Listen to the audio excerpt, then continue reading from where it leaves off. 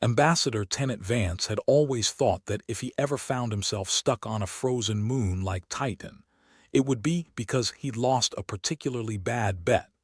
Instead, it was diplomacy that had marooned him here, in a metalcan masquerading as the human embassy, surrounded by diplomats and bureaucrats who couldn't find their asses with both hands and a map. At least the Cerulans, with their translucent skin and obsession with efficiency, provided some comic relief. Vance leaned back in his chair, staring out the small, round window. The view was spectacular if you enjoyed looking at methane oceans and endless ice deserts. Outside, Titan was as hostile and unwelcoming as a grumpy mother-in-law, but inside the atmosphere was worse. "So this is what we call home," Vance said, waving a hand around the sterile office. "If you like gray, lifeless, and depressing, you're gonna love it." Harlan Quist, fresh out of the diplomatic academy and still smelling faintly of optimism, looked around with wide eyes. "It's minimalistic," he offered, trying to find a positive spin on the bleak surroundings. "Right, minimalistic. Like a prison cell with better lighting," Vance replied, his voice dripping with sarcasm. "Welcome to the human embassy on Titan. The Cerulans are thrilled to have us here, by which I mean they'd rather eat their own appendages than deal with us." Quist shifted awkwardly, clearly unsure whether to laugh or cry. "So, what's on the agenda today, sir?" "Oh, the usual. Prevent interstellar war, keep the coffee machine working, and try not to offend anyone with our primitive human ways," Vance said, ticking off his fingers. "But first, let's talk about the Cerulans' latest party trick, the mysterious illness that's got them all twitchier than a cat in a room full of rocking chairs." Quist's eyes widened. "Illness? What kind of illness?" "The kind that makes you wish you'd brought your own medical team," Vance replied. "Rumors are flying around like drunk space pigeons. Some say it's a virus, others claim it's a curse. Personally, I think it's just bad karma coming back to bite them in their scaly asses." Quist looked both intrigued and terrified. "Has it affected any of our people?" "Not yet. But give it time," Vance said with a shrug. "I mean, we're only humans trying to coexist with aliens who consider us barely more civilized than a pile of radioactive slugs." "Optimistic," Quist muttered. "Realistic," Vance corrected. "Word of advice, Quist. If you want to survive in this job, learn to expect the worst.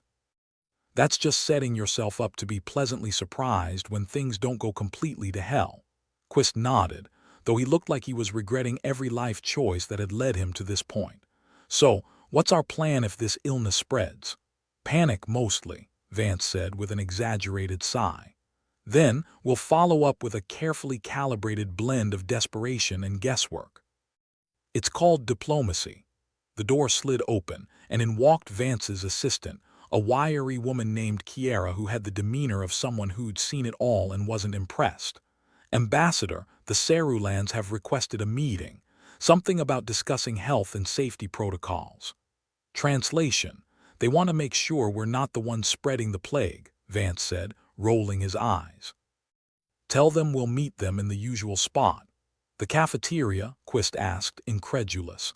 "Hey, it's neutral ground," Vance replied with a grin. "And they have excellent pastries." "I'll try to look forward to that," Quist said, deadpan. As they made their way to the meeting, Vance gave Quist a quick rundown of the Cerulans. "Remember, they respect strength and efficiency. So whatever you do, don't trip over your own feet or they'll think you're defective." "Got it. No tripping," Quist said. "And for the love of sanity, don't mention human food. Last time someone did, the Cerulans spent an Ior lecturing us on the nutritional value of space algae." "Duly noted," Quist replied, a hint of a smile playing on his lips. They entered the cafeteria, a cavernous space filled with tables and chairs but suspiciously devoid of actual people. A group of Cerulans stood at the far end, their pale eyes watching the humans with a mix of curiosity and disdain. Vance approached, the picture of diplomatic decorum. "Greetings," he said, giving a slight bow. "Ambassador Tenant Vance at your service. This is my associate, Harlan Quist." "We are aware," the lead Cerulan, a tall figure with skin like transparent marble, replied icily. We have concerns. Don't we all, Vance said with faux cheerfulness. Care to enlighten us on today's particular brand of interstellar doom? There is an illness, the Sarulan continued, unfazed by Vance's sarcasm. It affects only Sarulans, and we suspect it might have originated from human activities. Ah, the classic blame the humans routine, Vance said, nodding as if he'd expected nothing less. But just to clarify, are we talking about a sniffle or something that makes your head explode? Symptoms vary, the Sarulan said, his voice as flat as Titan's ice plains. Some experience dizziness, others, more severe reactions. Lovely, Vance said, and you think we brought this delightful gift to your doorstep? It is a possibility, the Sarulan replied. We wish to investigate. By all means, Vance said, gesturing with mock grandeur. Ransack our facilities, interrogate our staff, sample our questionable coffee. If you find the smoking gun, let us know. The Sarulan nodded, looking as close to pleased as their species ever did. We shall do so. As the meeting ended and the Sarulans departed, Quist turned to Vance, his expression a mix of confusion and admiration. You handled that well, he said. You mean I didn't start an interstellar incident? Yet, Vance corrected.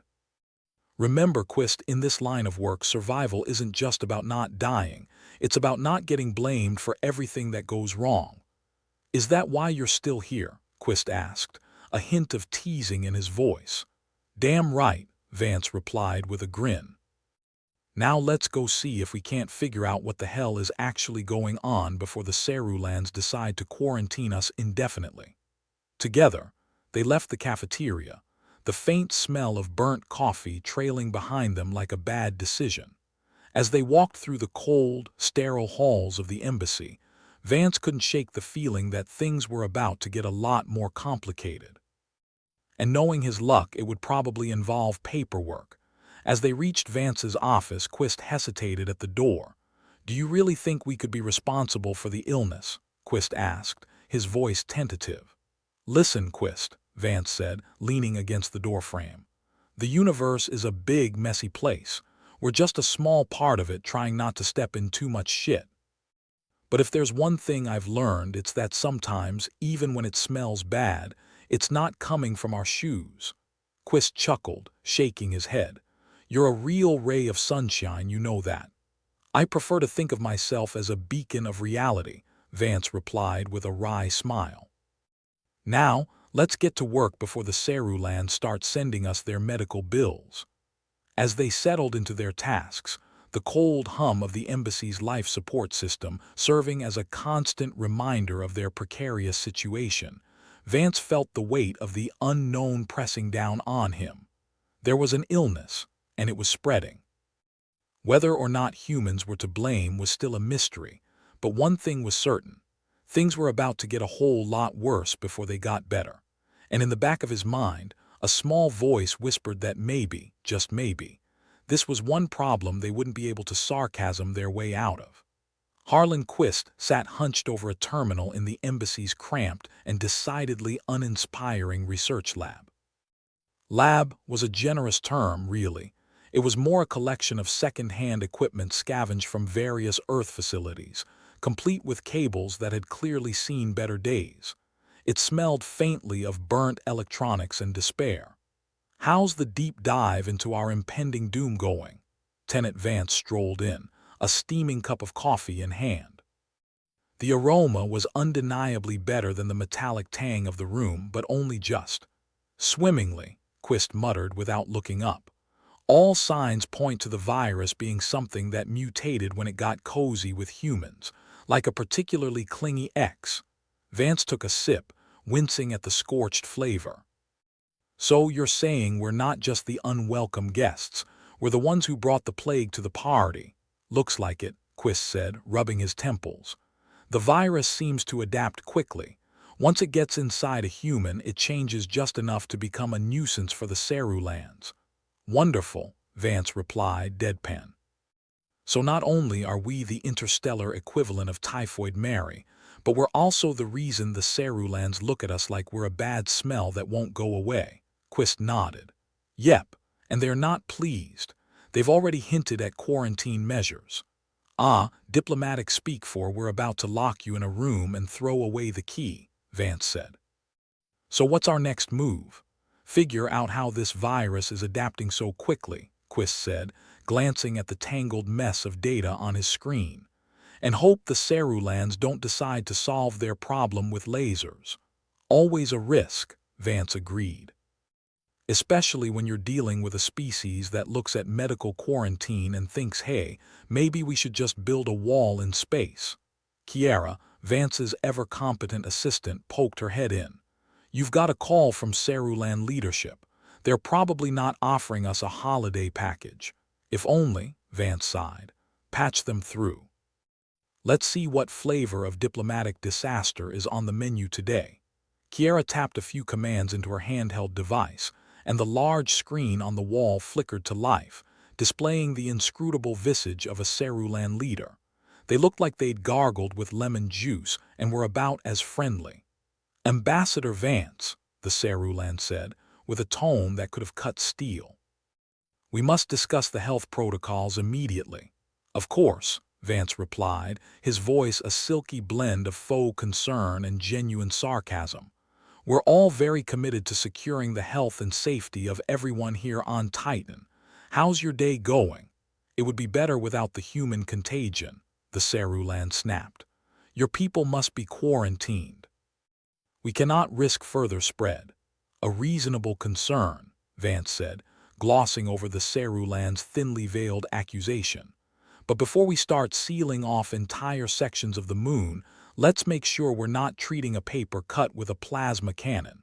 The Cerulan seemed unimpressed by Vance's metaphor. We will not allow this virus to threaten our population further. Agreed, Vance said, with a sincerity that could almost be mistaken for honesty.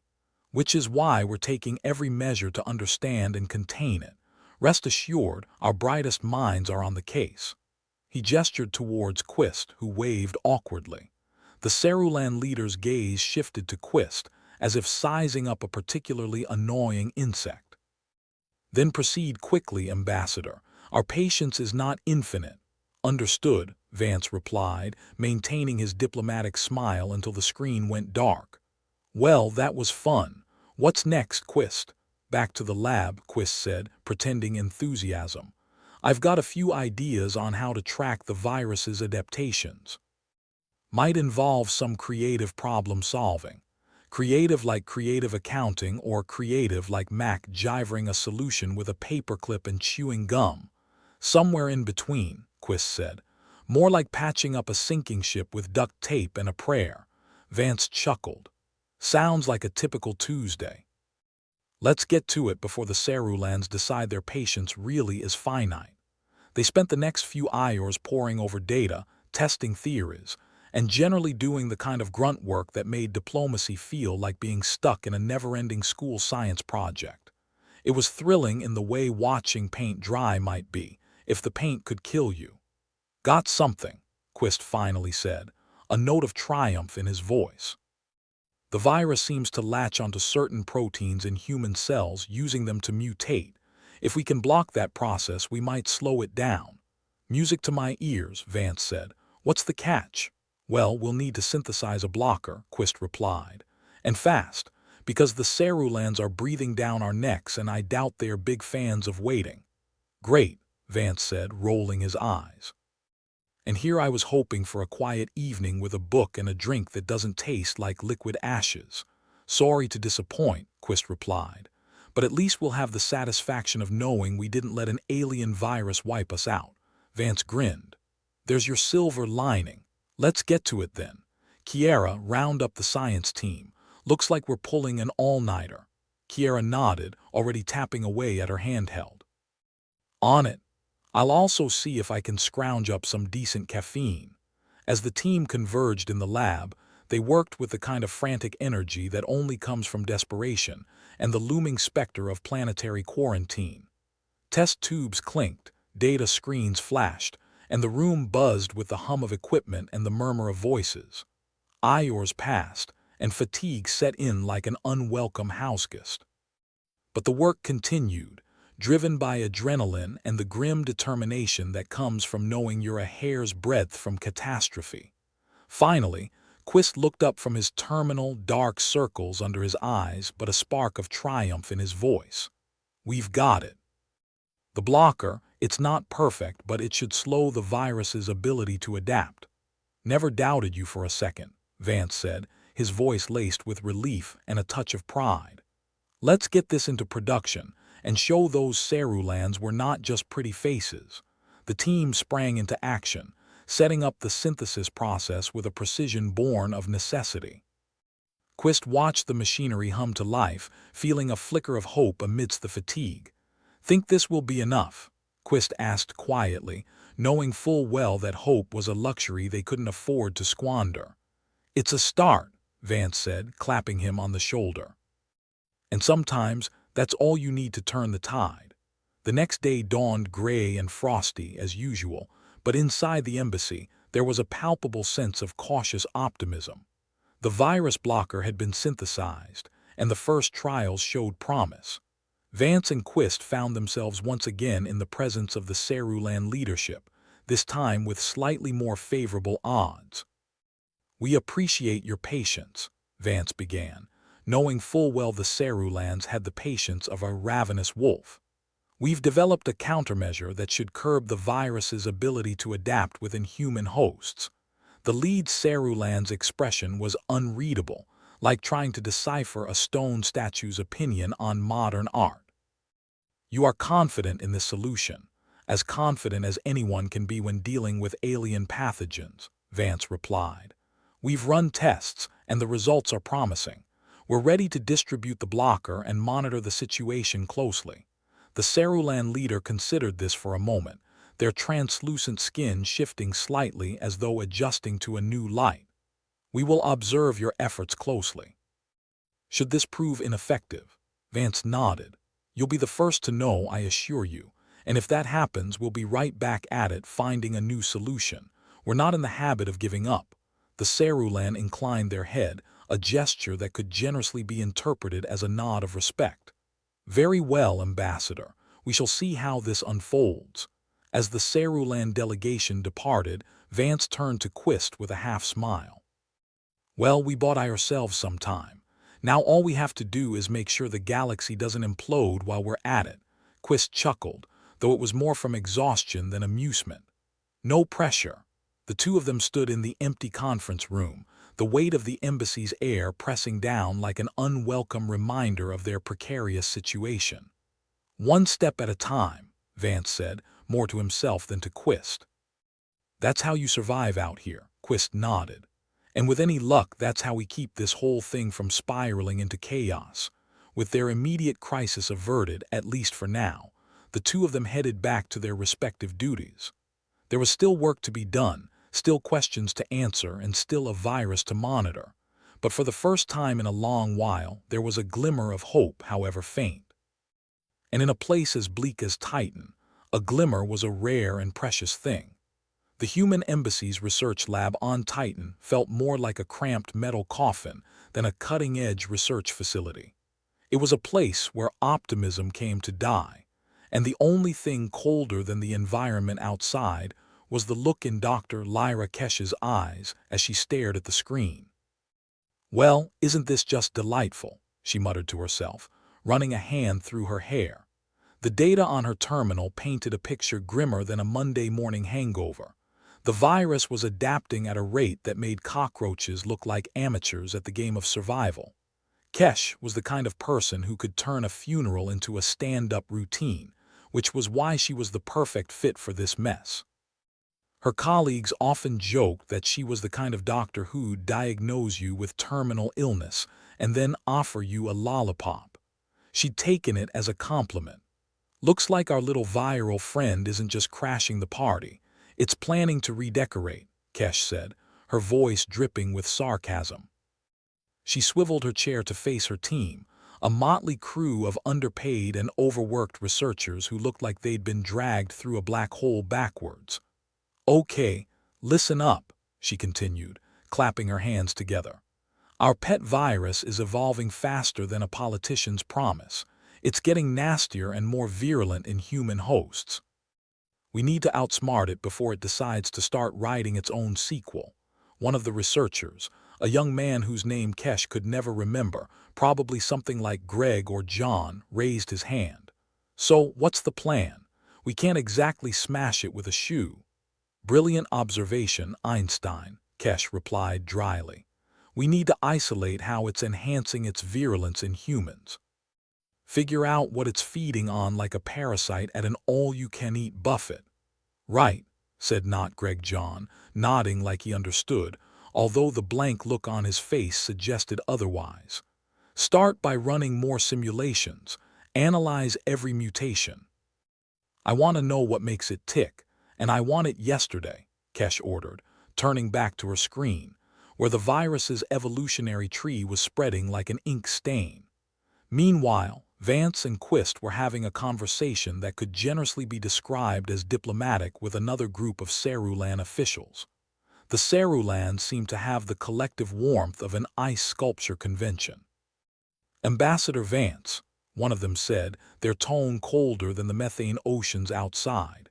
We have noted an increase in the virus's impact on your population. This is unacceptable. Vance, ever the charmer, flashed a smile that might have been genuine if he hadn't practiced it so much in the mirror. We're aware of the situation and are doing everything to contain it, including keeping our people in line and our coffee machines running. The Cerulans' expression didn't change. This is not a time for levity, they snapped, as though Vance had just cracked a joke at a funeral. You're right, Vance agreed, his tone as sincere as a used car salesman. It's a time for action. Our researchers are on it, and believe me, they're the best at what they do. Our patience is not infinite, the Cerulan warned, which was starting to feel like their tagline. Neither is yours, Vance replied before he could stop himself. But we're all trying to avoid interstellar war here, right? Quist winced inwardly at Vance's flippancy but said nothing. He knew Vance well enough to trust his judgment, even if it often seemed like a high-stakes game of poker with the universe. As the Cerulans ended the call with a curt nod, Quist turned to Vance.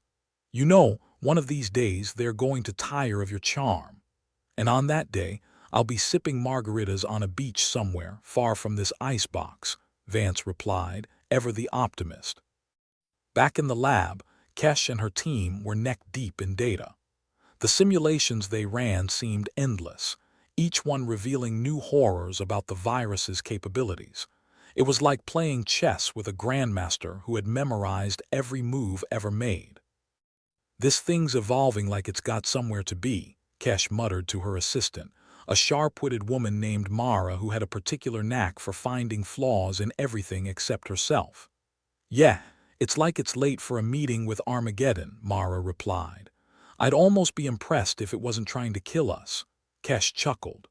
Well, the good news is, it's not invincible. If we can pinpoint how it's adapting, we might just be able to slow it down. And the bad news is if we don't, we might as well start sending out invitations to our own funerals, with a please RSVP because, you know, the dead have such busy schedules. Mara nodded, unfazed by the grim humor. It was the only way to stay sane out here on Titan, where the sun never shone and hope was a rare commodity. The Iors dragged on, punctuated by caffeine breaks and the occasional bout of existential dread. The lab was a hive of activity, the air thick with a mix of desperation and determination. Eventually, Kesh stood up, cracking her knuckles. All right, team, we've got something. The virus is using a specific protein in human cells to boost its evolution. If we can synthesize a way to block that protein, we might be able to slow it down. Sounds like a plan, Mara said, her eyes lighting up with a spark of hope. Let's get to work. The process was grueling, requiring a level of focus that only came from knowing failure wasn't an option. They worked through the night, the lab illuminated by the sterile glow of computer screens. Finally, as the artificial lights of the lab began to dim in automated mimicry of the moon's endless cycle, Kesh and her team had something tangible. Okay, Kesh said, holding up a small vial of synthesized blocker. This is it, our best shot at slowing this thing down. If it works, Mara said, her voice hopeful but cautious. It'll work, Kesh replied, injecting her words with the conviction she didn't entirely feel. Or at least it'll buy us some time. With the blocker in hand, Kesh made her way to the command center where Vance and Quist awaited the latest updates. Good news, I hope, Vance asked as she entered, his tone light but expectant. We've got a blocker, Kesh said, waving the vial like a magic wand. It should inhibit the virus's ability to adapt, at least in theory. In theory, Quist echoed, leaning back in his chair. That's the kind of confidence that could launch 1,000 ships or sink them. Hey, it's better than sitting around twiddling our thumbs, Kesh shot back. Besides, we've tested it and preliminary results are promising. Promising is good, Vance said. Promising keeps us from being space dust. Exactly, Kesh agreed. We'll need to start administering it immediately. The sooner we can slow the virus down, the better our chances, Quist nodded. Let's get it done then. We've got no time to waste. As the humans mobilized to distribute the blocker, the tension in the embassy shifted from, we're all going to die to we might live to screw up another day. Small victories, after all, were still victories.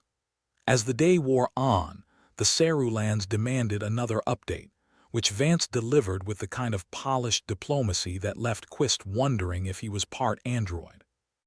The blocker is being administered as we speak, Vance reported, his tone professional but laced with the kind of sarcasm that only those who knew him well could detect. We anticipate a significant reduction in the virus's adaptability. The Cerulan leader seemed to digest this information with all the enthusiasm of someone forced to eat sour lemons. We will continue to observe the situation. Should this measure prove ineffective? Yeah, we get it, Vance interrupted, his patience wearing thin. But look on the bright side. At least we're not blowing each other up yet. The Cerulans' eyes narrowed, but they said nothing, choosing instead to end the call with a silent nod that could mean anything from good job to I hope you choke. As the screen went dark, Vance turned to Quist. Well, that went about as well as a root canal. Quist cracked a rare smile. Could have been worse. They could have brought up quarantine measures again. True, Vance agreed. But let's not count our chickens before they hatch or mutate into something with more teeth. With the blocker now in circulation, the humans held their collective breath, waiting to see if their efforts would pay off. It was a gamble, a roll of the dice in a game with stakes too high to comprehend. In the meantime, life in the embassy carried on, a strange dance of routine and crisis management. The coffee machine continued to churn out its bitter sustenance, a beacon of normalcy in a world gone mad. As night fell, Kesh leaned back in her chair, exhaustion etched into every line of her face. Well, that was a day, she said, raising an imaginary glass in a toast to her team. Here's to surviving another one, Mara grinned, raising her own invisible glass. And to hoping tomorrow doesn't come with a side of viral apocalypse. Cheers to that, Kesh replied, feeling the weight of the world lift if only for a moment. And somewhere in the vast, indifferent cosmos, the universe continued to spin, oblivious to the tiny, stubborn humans fighting against the odds on a frozen moon named Titan. The chill of Titan seeped into the human embassy like a bad mood. Vance felt it in his bones as he paced outside the Cerulans' conference room, trying to fight off both the cold and the growing sense of dread that clung to him like a tick. Kiera bustled towards him, her face set in that mix of resignation and determination only seen in people who've just accepted that their day is about to go south. The Cerulans are ready for you, Vance, she announced, her voice carrying the weight of every failed negotiation they'd suffered through. Great, Vance sighed, rubbing his temples. Let's go play Who Wants to Avoid an Interstellar War again. Kiera gave him a wry smile, the kind you give when you know the punchline to your own bad joke. Try not to bring up the coffee machine this time. They didn't find it nearly as charming as you think. Noted, said Vance, straightening his jacket as he entered the conference room, where the Cerulans were already gathered, looking like the world's most disapproving statues. Ambassador Vance, the lead Cerulean, said, his voice dripping with the warmth of a glacier. "We trust you have better news for us today. Depends on your definition of better," Vance replied, flashing that practiced smile of his, the one that usually worked better with humans. "Our researchers have developed a blocker that should slow the virus's evolution considerably." The Cerulean's eyes narrowed to slits. "Should. We're confident," Vance amended quickly. "But you know, confidence isn't quite the same as certainty. Just ask anyone who's ever gone on a blind date." The Cerulean blinked slowly, clearly unamused. "Our patience is at an end, Vance. If this threat is not contained immediately, we will be forced to enact quarantine measures." Quarantine measures, Vance repeated as if he'd just been informed he had spinach in his teeth. "Look, we're not dismissing your concerns, but expulsion from Titan won't exactly solve anything. The virus will adapt, wherever it is. Then perhaps a more drastic solution is required," the Cerulean replied, the implication hanging in the air like a guillotine blade. "Drastic solutions rarely end well for anyone," Vance countered, his voice tight. "Let's handle this like reasonable beings, shall we?" The Cerulean gave a curt nod, and Vance knew that was the best he'd get today. As he left the room, Quist caught up with him, his face a study in barely contained stress. "So what now?" Quist asked as they walked back to the lab, their footsteps echoing in the metal corridors. "We come up with a plan," Vance said, though planning was starting to feel like rearranging deck chairs on the Titanic. Quist snorted. "You make it sound so simple." "Simple is just another word for screwed up in a way that's easy to understand," Vance quipped. "We're going to use Titan against the virus." Quist raised an eyebrow. "Use Titan? You mean the ice, the methane, the soul-crushing cold?" "Exactly," Vance said, an idea forming in his mind like mold in a forgotten sandwich. "We need to lure the virus into an environment where it can't adapt so quickly." "Risky," Quist pointed out, as if Vance hadn't noticed the landmines they were tap-dancing around. "Risky is all we've got left," Vance replied, "and it's better than waiting for the Ceruleans to shove us into the nearest airlock." "All right," Quist agreed reluctantly. "But if this goes sideways, you owe me a beach vacation. When this is over, I'll buy you two," Vance promised, though the thought of sipping cocktails under a sun that wasn't a distant dot was more fantasy than reality at this point. Back in the lab, Kesh and her team were a flurry of motion, the air filled with the hum of machines and the occasional burst of frustrated swearing. Vance entered, greeted by the sight of Kesh holding up a tablet like it was a tarot card predicting doom. "Bad news," Vance guessed, because why break the streak? "More like expected news," Kesh replied, not looking up.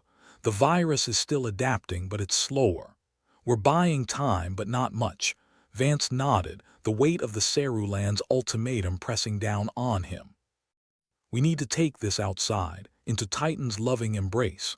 Mara piped up, her sarcasm honed to a fine point. "Exactly. If the virus can survive out there, then we're screwed anyway. But I'm betting it's not that hardy." Kesh considered this, her fingers tapping a rhythm against the tablet's edge. "So we set a trap. Lure the virus into an isolated area and let Titan do what it does best. Freeze everything solid." "Sounds like a plan," Quist said, but there was a thread of doubt in his voice. The kind of doubt that comes from knowing you're one misstep away from catastrophe. "We've got nothing to lose," Kesh added, which was both comforting and terrifying in equal measure. With the plan set, the team moved into action. It was a logistical nightmare, coordinating the transport of samples, setting up equipment in Titan's unforgiving terrain, and ensuring nothing went wrong. But then, things going wrong was practically the anthem of their time on Titan. As they bundled up against the cold, Vance couldn't resist a final quip. "Well, folks, let's go see if we can out stupid evolution." Kesh chuckled, pulling her hood tighter. "If it doesn't work, at least we'll have tried. Trying's for suckers," Mara chimed in. "Let's just win." Outside, Titan was as inhospitable as ever. The wind howled like a banshee with a grudge, and the landscape was a monochrome nightmare of ice and rock. They trudged through the snow, each step sinking into the frozen crust with a crunch that echoed in the silence. They arrived at the site, a natural basin that would serve as their arena. The team worked quickly, setting up barriers and sensors, their breaths misting in the air as they worked against the clock. "Okay," Vance said finally, surveying their handiwork. "Now we wait," and wait they did, the Iors dragging on in a way that made you question the whole concept of time. As they huddled together for warmth, they shared stories, cracked jokes, anything to distract from the cold and the fear. Finally, the sensors blared to life, the alarms cutting through the quiet like a knife. The virus had arrived, drifting on the air like a malevolent ghost. "Here we go," Kesh muttered, watching the display with the kind of intensity usually reserved for bomb defusal experts. The minutes ticked by, and slowly, painfully, the virus began to slow, its ability to adapt hampered by the frigid conditions. The team watched, barely daring to breathe as the readings shifted, confirming what they'd hoped. "It's working," Quist said, his voice tinged with disbelief. "Damn right it is," Vance replied, a grin breaking through his fatigue. "Take that, Darwin." They monitored the situation, ensuring the virus remained contained, but the relief was palpable, a balm against the constant tension. Eventually they returned to the embassy, their bodies tired but their spirits lifted. They'd won a small victory, but a victory nonetheless. Back in the warmth of the lab, Kesh slumped into a chair, her eyes half closed. "Well, that was fun. Let's never do it again." "Agreed," Mara said, plopping down beside her. "Next time, let's fight something a little less homicidal, like taxes, or relationship drama." Vance chuckled, a sound that turned into a yawn halfway through. "You two are gonna make me miss this place." "Don't get too sentimental," Kesh warned, though there was a hint of affection in her tone. "Remember, laughter is just screaming with a smile. Words to live by," Vance said, leaning back. "But let's hope tomorrow's a little less life-threatening."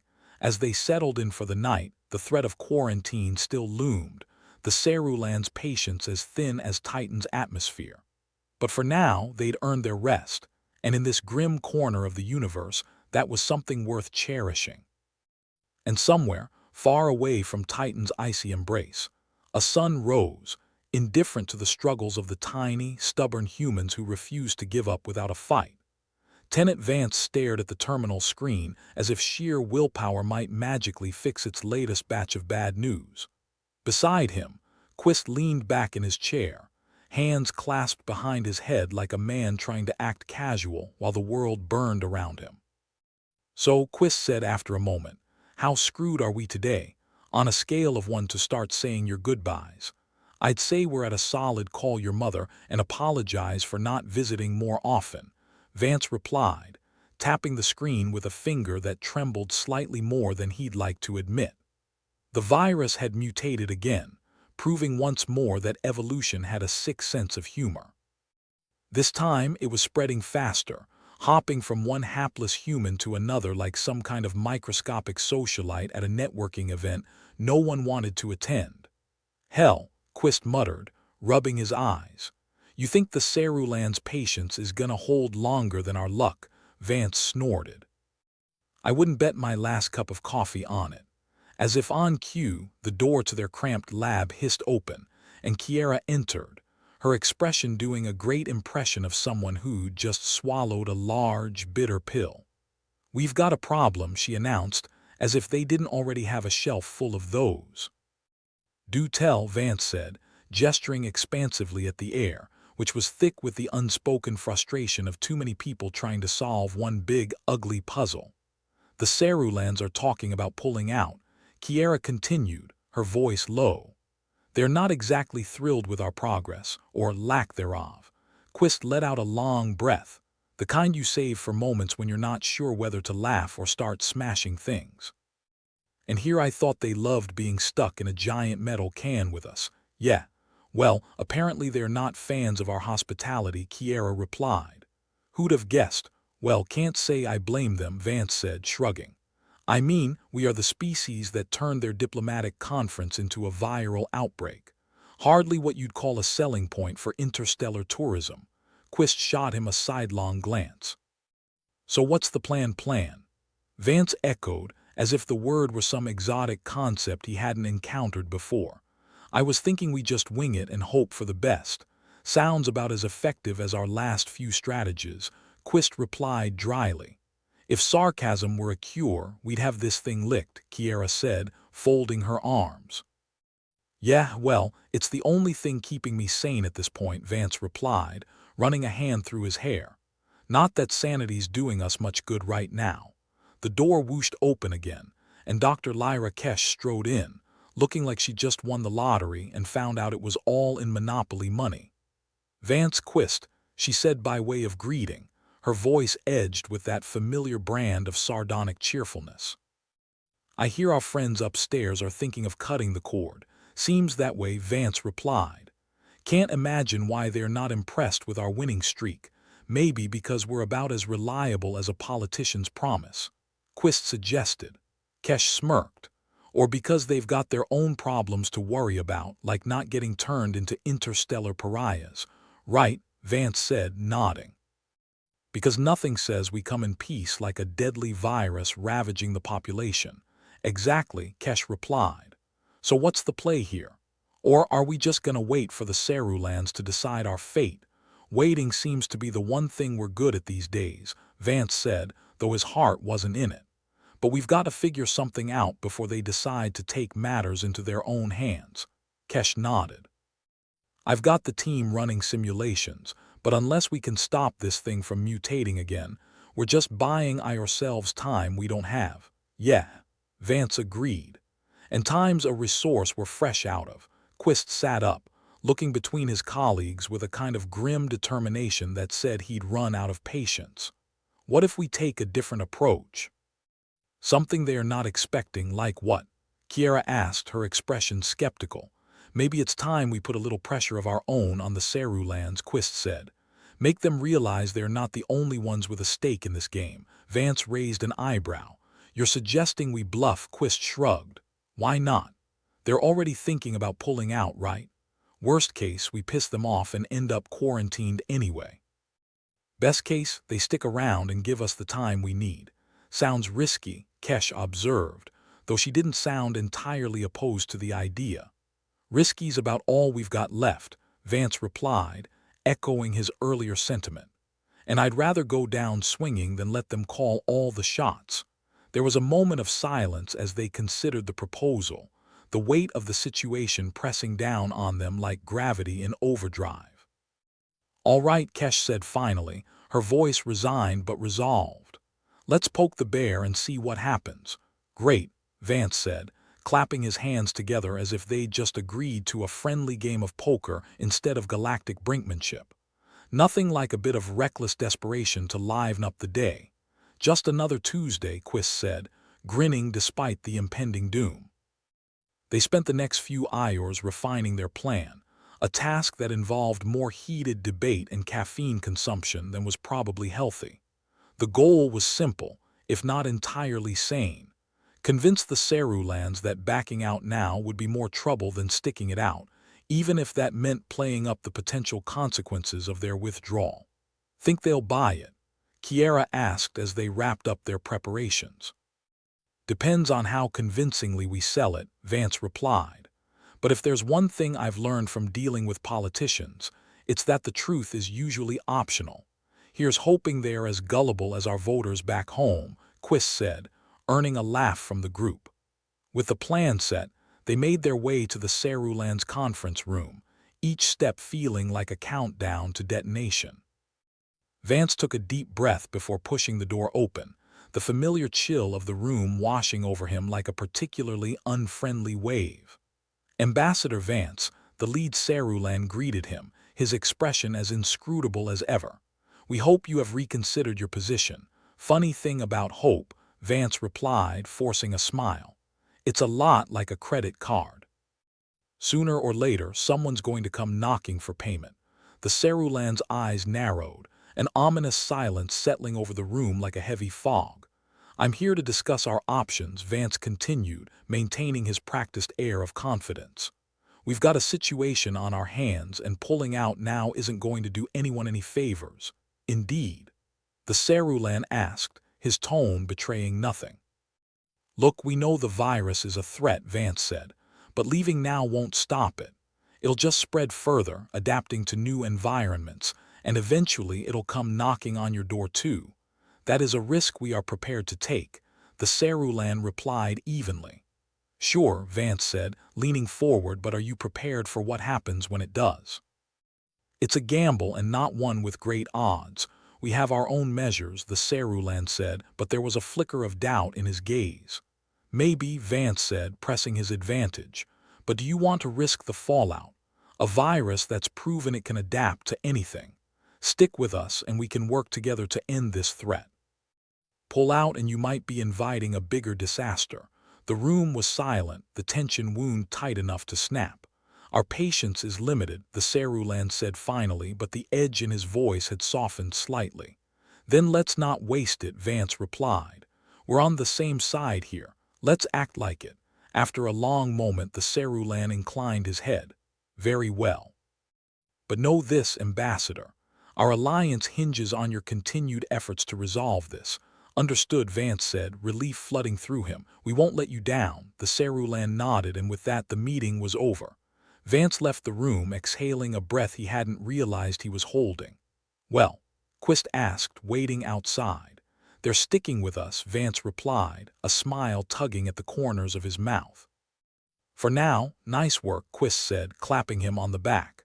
Now let's make sure it wasn't for nothing. Yeah, Vance agreed.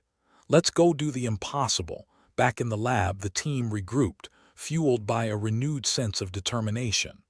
They worked late into the night, exploring new angles, testing theories, and refusing to let the darkness consume them. As the first hints of Titan's weak dawn filtered through the embassy windows, Vance found himself standing beside Kesh, watching the others as they worked. Think we'll make it through? Kesh asked, her voice quiet but laced with hope. Don't know, Vance admitted. But if we don't, it won't be for lack of trying. Kesh smiled faintly. Guess that's as good as it gets, for now, Vance said, and in that moment it was enough.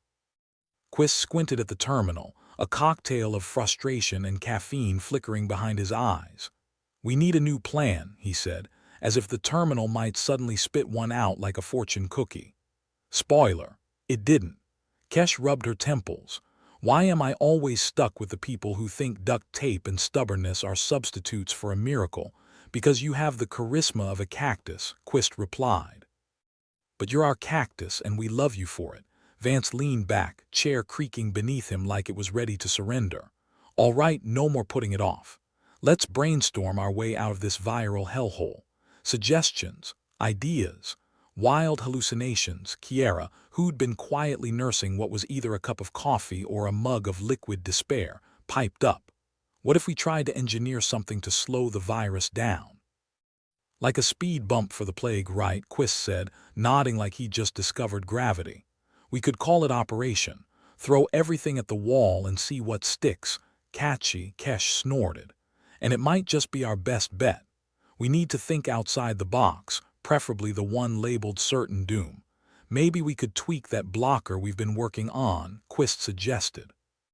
It's not a cure, but with a little ingenuity, we might just buy ourselves enough time to find one. Or at least enough time to get the Ceruleans off our backs, Kiera added. Right. If we can't offer them a solution, maybe we can at least offer them hope. You know, like a placebo for diplomacy, Vance said, tapping his pen against the table. Hope, huh? Kesh said, arching a brow. Does that come in a pill or do we get it through osmosis? We'll figure out the details later, Quist said, waving a hand. For now, we just need to get our hands dirty. Vance pushed back from the table. All right, team. Let's play mad scientist. If we're going down swinging. The lab buzzed into action, a symphony of organized chaos. Kesh barked orders like a harried conductor cursed with musicians who couldn't read sheet music.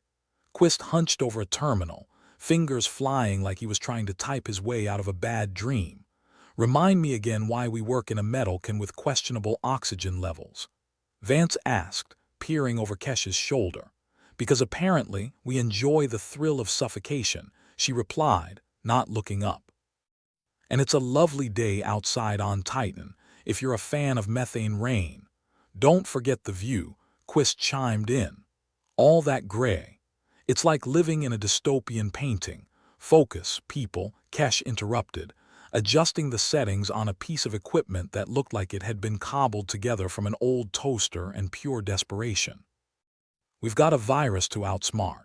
Is it just me, Kiera said, tinkering with a piece of machinery that had seen better days, or does this feel like trying to defuse a bomb with a rubber chicken pretty much? Vance agreed. Except the bomb's already ticking, and the chicken is our best tool. Hours passed as they worked on refining the blocker, their makeshift solution to a problem that refused to play by the rules. Each failure was met with a groan, each small success a muted cheer. It was teamwork at its finest, if your definition of teamwork included bickering, caffeine jitters, and the occasional near miss with volatile compounds. Eventually, Kesh straightened up, a triumphant grin splitting her face. I think we've got something. It's not perfect, but it might just slow the virus enough to give us a fighting chance. Great, Quist said, sagging with relief. Now all we need is a miracle delivery service to drop off the actual cure. Let's not get ahead of ourselves, Vance cautioned. We still need to convince the Cerulans this isn't just smoke and mirrors. Ah yes, Kesh said dryly. Our favorite part, explaining to our alien guests why they should trust the species that invented reality television. With the experimental treatment in hand, they headed towards the Cerulans conference room once more. Vance's stomach twisted with each step, dread coiling like a sleeping snake just ready to strike. Ready to play diplomat again? Quist asked, a lopsided grin on his face. Not really, Vance replied, but that's never stopped me before. The Cerulan leader stood stoically as they entered, his face as expressive as a brick wall. Ambassador Vance, he began, his tone as inviting as a tax audit. You have news. Vance nodded, trying not to fidget like a nervous intern. We've developed something, a treatment that might slow the virus's mutation. It's not a cure, but it's a step forward. The Cerulan's eyes flickered with something that might have been interest or maybe just gas. A step forward, we're taking the scenic route to salvation, Quist piped up. But we're making progress. The Cerulan's gaze was unreadable, a poker face that would put professional gamblers to shame. And what assurances do we have that this will work? No guarantees, Vance admitted. But it's better than sitting on our hands and watching the universe burn. There was a long pause, the kind that usually precedes either a breakthrough or a breakdown. Finally, the Cerulan spoke. Very well. We will consider your proposition, but know this, our patience is finite. Understood, Vance said, relief threading through his voice. We'll keep you updated. As they left the room, Kiera let out a low whistle. That went better than expected. Yeah, Vance agreed, feeling like he'd narrowly dodged a bullet, one aimed squarely at his career. Now we just have to make sure it wasn't all talk. Back in the lab, the atmosphere was charged with a cautious optimism. They'd bought themselves a little more time, but the clock was still ticking, and the stakes were higher than ever. Kesh leaned against a console, exhaustion etched into her features. We're gonna have to pull out all the stops if we're gonna make good on our promises. Guess it's time to get creative, Quist said, cracking his knuckles. Desperate times call for crazy solutions. Story of my life, Vance replied, smirking. Let's get back to work. The team threw themselves into the task, their camaraderie a comforting constant amidst the chaos. They pushed boundaries, tested theories, and refused to back down in the face of overwhelming odds. It was messy, it was exhausting, and it was exactly what they needed. As the hours turned to days, the team's efforts began to bear fruit. The blocker showed promise in slowing the virus's advance, buying them precious time to continue their search for a more permanent solution. There were setbacks, of course, equipment failures, unforeseen mutations, and one particularly memorable incident involving a coffee maker that nearly led to a mutiny. But through it all, they held on to the hope that their efforts would pay off, that they could outsmart the virus, save the day, and maybe even win a little respect from their Cerulean counterparts. Sure, it was a long shot, but then long shots were all they had left. Vance watched from the sidelines as his team worked, feeling a swell of pride at their tenacity. They were a motley crew, each with their own quirks and flaws, but together they formed a unit that was greater than the sum of its parts. "Think we'll make it through?" Kesh asked, falling into step beside him. "I don't know," Vance replied honestly. "But if nothing else, we're giving it everything we've got." Kesh chuckled softly. "Guess that's all anyone can ask for." As the embassy buzzed with activity, Vance allowed himself a moment of quiet reflection. They were fighting an uphill battle against an enemy that was as unpredictable as it was deadly. But they weren't alone. They had each other, and that was worth more than all the advanced technology and alien diplomacy in the universe. The Cerulans might have had their doubts, but they hadn't given up on them yet. And as long as there was a chance, however slim, Vance and his team would keep fighting, because that's what humans did. They persevered, they adapted, they survived. It wasn't much, but it was enough. Vance stood, arms folded, watching the lab's chaotic symphony of action from a safe distance. Not that he was afraid of a little hard work, but someone had to save their energy for the grand performance of convincing aliens their half-baked science wasn't just a smokescreen.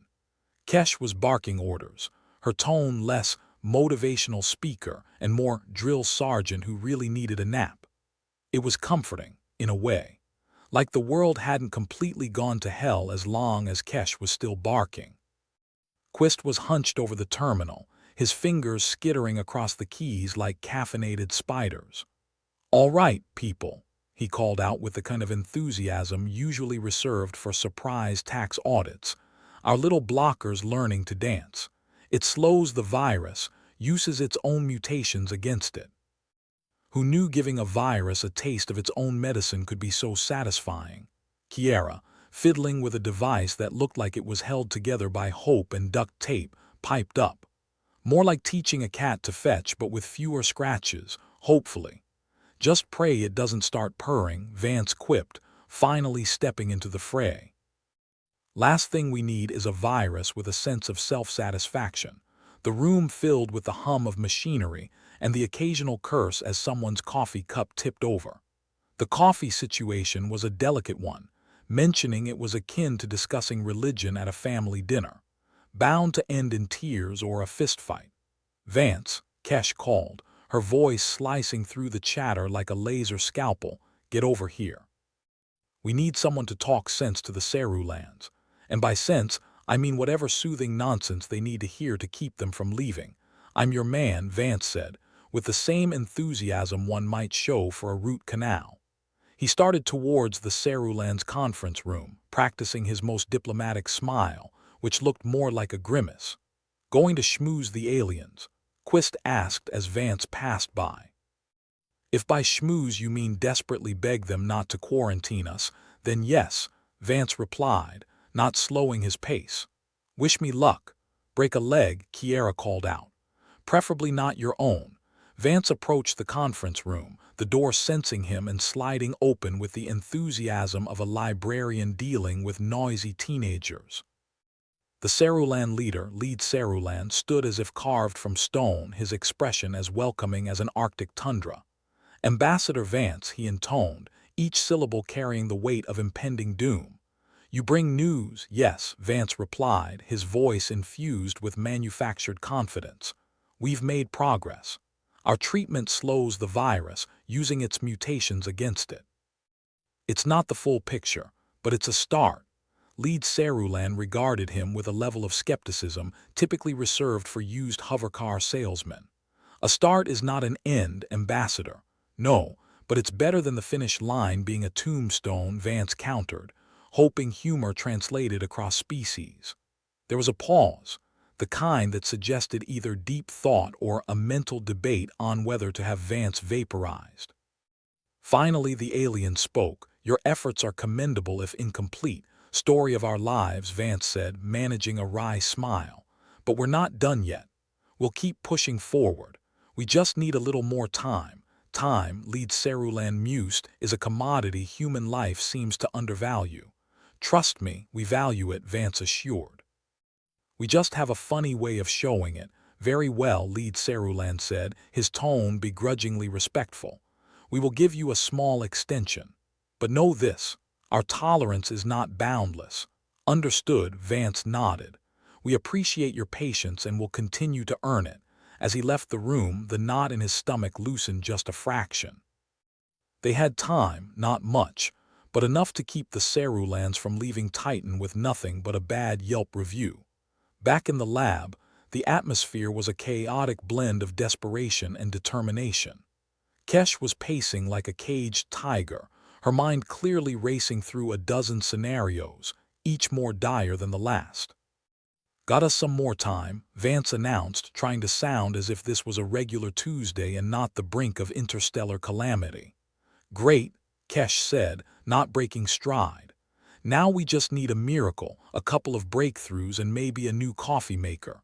Don't push it, Quist quipped, pulling his head out from under a mess of tangled wires. One miracle at a time. Fine, Kesh relented. Let's focus on keeping the Sarulans happy and the virus, well, less happy. The team threw themselves back into the grind, the lab a blur of motion and noise. They worked through the night, and the next day, fueled by a potent mix of caffeine and sheer stubbornness. Kiera, looking like she'd fought and lost a battle with a sleep deprivation monster, sidled up to Vance. Think we'll pull it off? She asked, not really asking. Gotta, Vance replied, giving her a reassuring pat on the shoulder. We've got no other choice, and besides, we've defied odds worse than this before. Yeah, like surviving Kesh's pep talks, Kiera snarked, earning a tired smile from Vance. Yours bled into days, the team pushing themselves to the brink, improvising like they were jazz musicians in a dying band. And sure enough, the blocker continued to adapt, to learn, twisting the virus's own mutations into a shield against itself. It wasn't perfect, but it was working. Slowly, the tide was turning.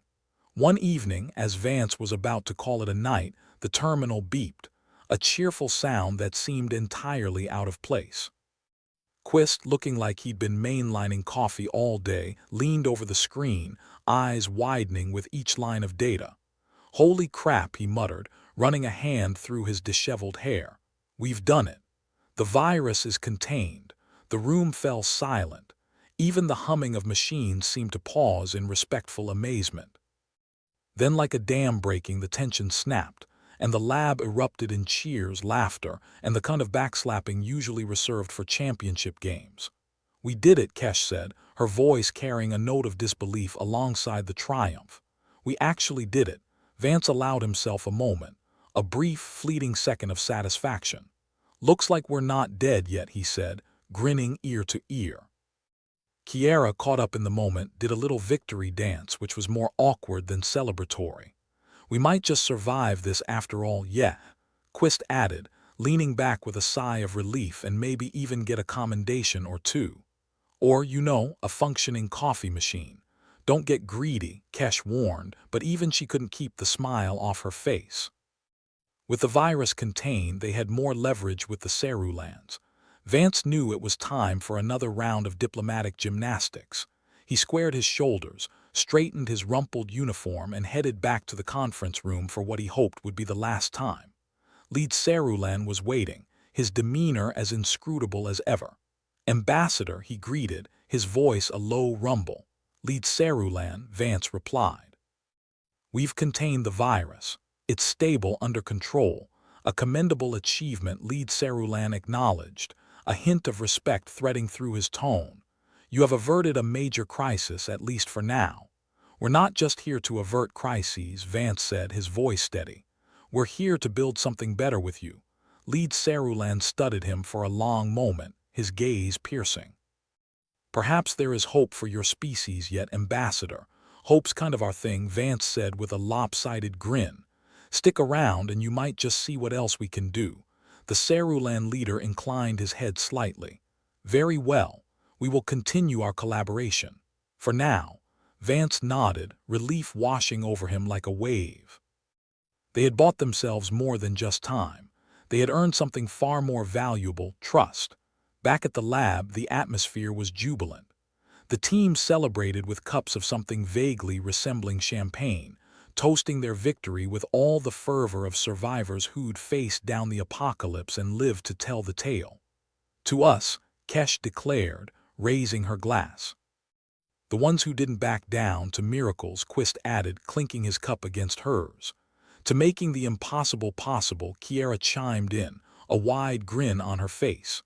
To the future, Vance finished, settling into the comfortable camaraderie of his team. They were battered, exhausted, and more than a little worse for wear, but they'd done it. They had turned the tide against all odds. As the laughter and clinking glasses filled the air, Vance allowed himself a moment to reflect. They'd fought tooth and nail to get here, and they'd proved once again that humanity was a force to be reckoned with.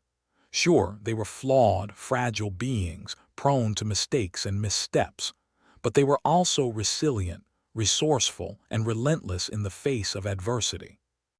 And as long as they had each other, they could face whatever cosmic curveballs the universe decided to throw their way. Because that's what being human was all about, persevering through the darkness, finding light in the shadows, and never, ever backing down from a fight. The virus was finally contained, a fact that seemed to impress the Cerulans about as much as a lukewarm cup of decaf. But for the humans, it was a victory. Not the kind they'd write ballads about, but a victory nonetheless. And in the world of interstellar diplomacy, a victory was a rare beast indeed. Vance took a moment to savor the hollow, metallic taste of triumph. In the grand scheme of things, they'd managed to prevent an interstellar incident that would have painted humanity as the universal leper. Not a small feat when you consider that most aliens thought humans were about as predictable as a caffeine-fueled squirt. Back in the lab, the team was basking in the glow of their hard-won success. Well, glowing might be a bit generous. They were more like old, flickering light bulbs on the verge of burning out. But hey, they were alive, and that was something to celebrate. Kesh was perched on a stool, her usual commanding presence slightly undermined by the fact that she was struggling to keep her eyes open. All right, team. We've done the impossible, or at least the improbable. Now let's see if we can convince our Cerulan friends that we're worth keeping around, or at least that we're not a public health hazard, Quist added, tapping away at his terminal with the enthusiasm of a man who'd sold his soul to science and was waiting for the receipt. Vance shook his head, a tired grin spreading across his face. I don't know about you guys, but I'm starting to think we just might be the cockroaches of the universe. You can try to stomp us out, but we keep scuttling back. Morale booster of the year, Kiera quipped, raising her mug of dubious coffee in a mock toast. Hey, if it works, Vance replied, shrugging. Now, let's wrap this up with the Cerulans before they change their minds and decide we need quarantining after all. The atmosphere in the Cerulans conference room was still as tense as a cat in a room full of rocking chairs. Lead Cerulan sat across from Vance, his expression unreadable, though Vance liked to think he'd developed a knack for interpreting the subtle nuances of alien disdain. Ambassador Vance, Lead Cerulan began, his voice a gravelly monotone that seemed to suck the warmth out of the room. We acknowledge your efforts in controlling the virus. It is satisfactory. High praise from you, Vance replied, leaning back in his chair with the kind of casual nonchalance that screamed, please don't kill us. And now that we've taken care of the immediate crisis, maybe we can focus on building a future together. Building a future, the Cerulan mused, the corners of his mouth twitching as if considering a smile but deciding against it. Humans are indeed an interesting species. Resilient, yet unpredictable, that's us, Vance said, full of surprises, like your grandmother's fruitcake, never quite sure what you're gonna get. Lead Cerulan's gaze was piercing, his silence stretching on long enough for Vance to consider whether he'd gone too far with the fruitcake analogy. But then, the alien nodded. Your people have shown strength and adaptability in adversity. Qualities we value. Well, we do try, Vance replied, feigning humility like a pro. And I think we could learn a lot from each other, like how you deal with stress, Because honestly, most of us humans are just one coffee shortage away from a meltdown. The Cerulean leader shifted ever so slightly, his equivalent of a wry smile. Perhaps. For now, we will continue our collaboration. Good to hear, Vance said, relief flooding his veins like a shot of cheap whiskey. Because frankly, I was running out of ways to say please in Cerulean. As Vance left the room, he felt a weight lift off his shoulders. The Cerulans weren't heading for the metaphorical exit signs, and humanity could breathe a little easier. A small step for man, but a giant leap for not getting vaporized. Back in the lab, the team was packing up their gear with the weary satisfaction of miners who'd struck gold after months of digging through dirt. Kesh was supervising, her sharp eyes scanning the room like a hawk with a caffeine addiction. "Well, this has been fun," Kiera said, her voice tinged with irony as she stuffed a pile of data chips into her bag. "And by fun, I mean about as enjoyable as a tax audit. Hey, we saved the day," Quist pointed out, not looking up from his terminal, "or at least postponed the inevitable apocalypse." "That's something, right?" Vance chuckled, shaking his head. "I think we earned a break. Maybe even a vacation. Preferably somewhere without viruses, aliens, or malfunctioning coffee machines. Good luck with that," Kesh said dryly. "We're scientists, Vance. We find viruses the way cats find hidden sunbeams, or the way I find sarcasm," Kiera added, a wry smile tugging at her lips. As the last of the equipment was stowed away, Vance paused to take in the scene. They'd been through hell and back, but they'd emerged stronger, or at least not dead, which he counted as a win.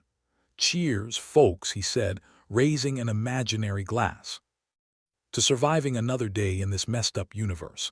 "To survival," Kesh echoed, her voice carrying the weight of countless battles fought and won. "To teamwork," Quist added, looking up from his terminal to catch Vance's eye. "To not screwing things up too badly," Kiera finished, a mischievous glint in her eyes. The four of them stood in the lab, a moment of camaraderie linking them together like the last threads of a fraying rope. It wasn't perfect, it wasn't pretty, but it was theirs, and that made it enough. As they headed out of the lab and into the sterile corridors of the embassy, Vance couldn't help but reflect on the journey that had brought them here.